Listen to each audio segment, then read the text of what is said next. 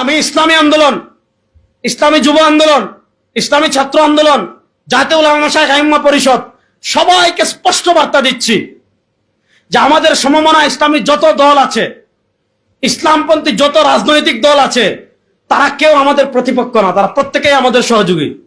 সুতরাং আমার বক্তব্যে যদি আমরা তাদেরকে আঘাত করি, শুনেন, কুরআনুল কারীমে আল্লাহ তাআলা কাফেরদের মূর্তিকে গালিগালাজ করা কেন নিষেধ করেছেন? কারণ আপনি মূর্তিদেরকে গালিগালাজ করেন, তারা কি করবে? আল্লাহকে গালিগালাজ করবে, এটা দুনিয়ার নিয়ম। আপনি যদি আল্লামা মাহমুদুল হককে নিয়ে ট্রল করেন, তাহলে তার দলের কর্মীরা পীর সাহেবকে নিয়ে ট্রল করবে। আপনি যদি ডাক্তার শফিক সাহেবকে নিয়ে ট্রল করেন, তার দলের কর্মীরা আপনার নেতাকে নিয়ে ট্রল করবে। আপনি যদি হেফাজতে ইসলামের নেতৃবৃন্দকে নিয়ে ট্রল করেন, হেফাজতের নেতৃবৃন্দ আপনাদের নেতৃবৃন্দকে নিয়ে ট্রল করবে। হ্যাঁ, একটা হলো রাজনৈতিক সমালোচনা, আপনি তার রাজনৈতিক পলিসির সমালোচনা করতে পারেন, কিন্তু রাজনৈতিক পলিসির সমালোচনা করতে গিয়ে আপনি যদি নাম বিকৃত করেন, নাম বিকৃত করা হারাম।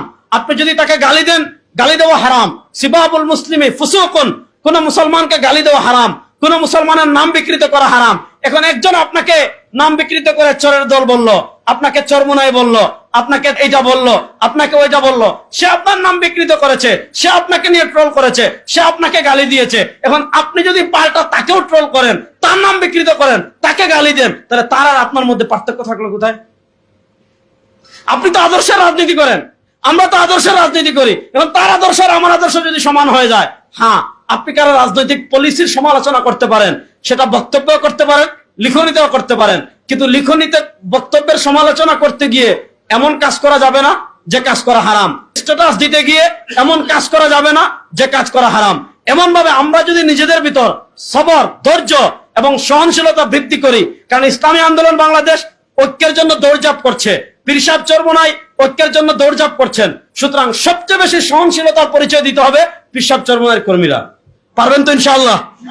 এখানে যারা আছেন ওয়াদা করেন ফেসবুকে অন্য দল নিয়ে সমালোচনা করবেন না, ঠিক আছে তো ইনশাআল্লাহ? অন্য কোন দলের নেতাকে নিয়ে ট্রল করবেন না, পারবেন তো ইনশাআল্লাহ?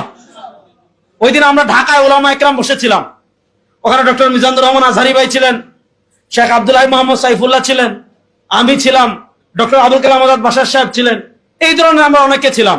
সেখানে আমরা একটা বিষয় সবাই এক কথা বলেছি যে সুলহে হুদায়বিয়ার পর ইসলামের জন্য একটা অবারিত সুযোগ এসেছিল। সাহাবা একরাম রিদওয়ানুল্লাহ আজমাইন তখন কাফেরদের আর সমালোচনা করাও লাগে নাই, মূর্তির বিরোধিতা করাও লাগে নাই। কি করা হয়েছে? সাহাবা একরামের সাথে তারা মিশছে, সাহাবা একরামের সাথে কাছে তারা আসছে, সাহাবা একরামের আদর্শে অনুপ্রাণিত হয়ে। দেখেন আল্লাহ তাআলা কি বলেছেন, ওয়ারাআইতান নাস ইয়াদখুলুনা ফি দীনিল্লাহি আফওয়াজা।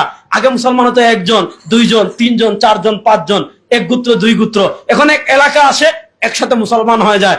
2024-এর জুলাই আগস্টের গণবিপ্লবের পর আমাদের ইসলামপন্থীদের সামনে একটা অবারিত সুযোগ এসেছে।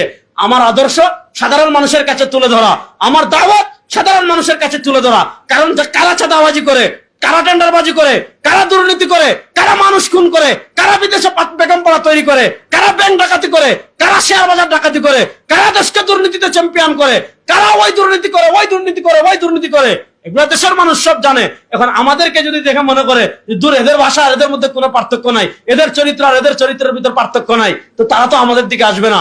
এখন যদি আমরা মানুষের কাছে এটা উপস্থাপন করতে পারি, এই চাঁদাবাজ, দুর্নীতিবাজ, টেন্ডারবাজ, খুনি, দখলবাজ যারা আছে তাদের বিকল্প ইসলামী শক্তি, তাহলে মানুষ আমাদের পক্ষে আসবে কি আসবে না?